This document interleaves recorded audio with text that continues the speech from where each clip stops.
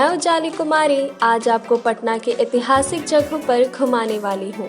सबसे पहले पटना जंक्शन चलते हैं और महावीर जी के दर्शन करते हैं।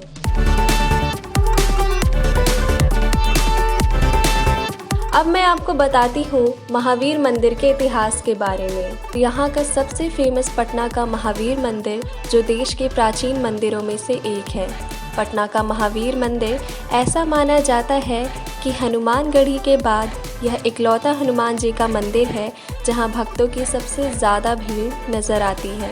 कहा जाता है कि इसे 80 के दशक में नया रंग रूप दिया गया था। यह मंदिर अति प्राचीन माना जाता है। मंदिर की बनावट और चकाचौंध भक्तों को यहाँ आने पर मजबूर कर देती है। यहाँ हर दिन बड़ी संख्या में भक्तों का आना जाना लगा रहता है। हालांकि मंगलवार और शनिवार के दिन यहाँ भक्तों की खासी भीड़ देखी जा सकती है। इस मंदिर की खास बात है कि यहाँ बजरंगबली की युग्म मूर्तियाँ यानी 2 मूर्तियाँ एक साथ है।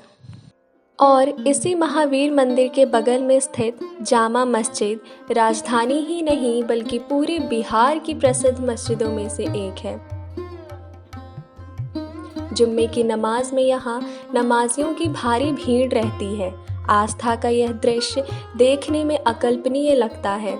यहाँ जुम्मे की नमाज में हज़ारों की संख्या में नमाजी आते हैं और कई बार तो हज़ारों की संख्या में नमाजी मस्जिद के बाहर सड़कों पर भी नमाज अदा करते हैं। मस्जिद का निर्माण 1901 में हुआ था। इसका निर्माण सर फर्रुखुद्दीन ने करवाया और बाद में इसके विस्तार में बाढ़ के नवाब ने भी मदद की थी। यह मस्जिद सुन्नी वक्फ बोर्ड के नियंत्रण में है और इसके प्रबंधन से जुड़े कामकाज को इसकी कार्य कमेटी देखती है। तो चलिए आगे बढ़ते हैं। यहाँ से हमें पटना सिटी जाना है।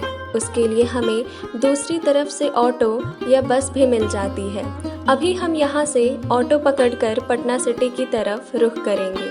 पटना सिटी का यहाँ से किराया कम से कम 20 से 25 रुपए में तय हो जाता है।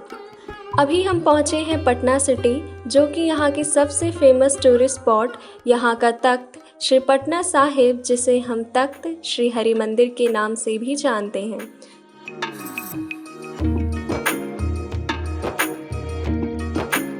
सिखों के 10वें गुरु गोविंद सिंह का जन्म 22 दिसंबर 1666 को मुगल साम्राज्य के पटना में हुआ था।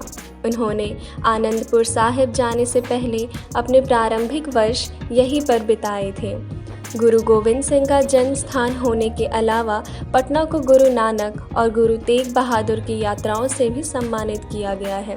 तख्त का निर्माण 19वीं शताब्दी में महाराजा रंजीत सिंह द्वारा गुरु गोविंद सिंह के जन्म स्थान को चिन्हित करने के लिए करवाया गया था। इसके बाद हमें यहाँ से गाड़ियाँ मिल जाती हैं जैसे ऑटो या रिक्शा जो हमें NIT घाट तक ले जाती है। राजधानी के NIT घाट जिसे पहले गांधी घाट के नाम से जाना जाता था। पटना में राष्ट्रीय प्रौद्योगिक संस्था NIT परिसर के भीतर स्थित एक छोटा घाट है। यह पटना में गंगा नदी के मुख्य घाटों में से एक है और अपनी शाम की आरती के लिए प्रसिद्ध है। यह घाट महात्मा गांधी की अस्थियों को गंगा नदी में विसर्जित करने से भी जुड़ा है। घाट 24 घंटे खुला रहता है। कुछ लोग कहते हैं कि यह एक छुपा हुआ रत्न और एक शांत और मनमोहक स्थान है। घाट तक पहुंचने के लिए आप गांधी मैदान से पटना सिटी की ओर साझा ऑटो ले सकते हैं और साइंस कॉलेज के बाद उतर सकते हैं। सभी घाटों की खूबसूरती में गंगा की लहरों ने 4 चांद लगा रखी है।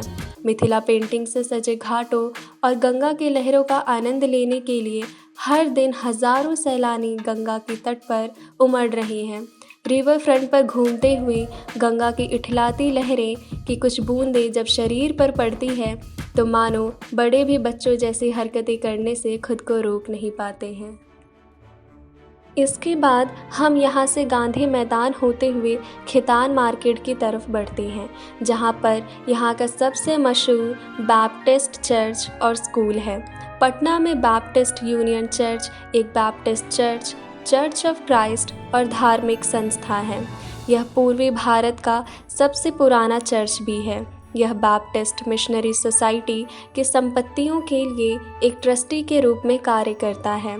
बैप्टिस्टों का मानना है कि भगवान के बच्चों को इस वर्तमान दुनिया में स्वयं धार्मिक और ईश्वरीय रूप से रहना चाहिए।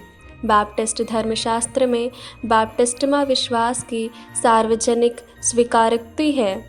बैप्टिस्टो स्कूल का मानना है कि विश्वास और अभ्यास के सभी मामलों में बाइबल अंतिम अधिकार है।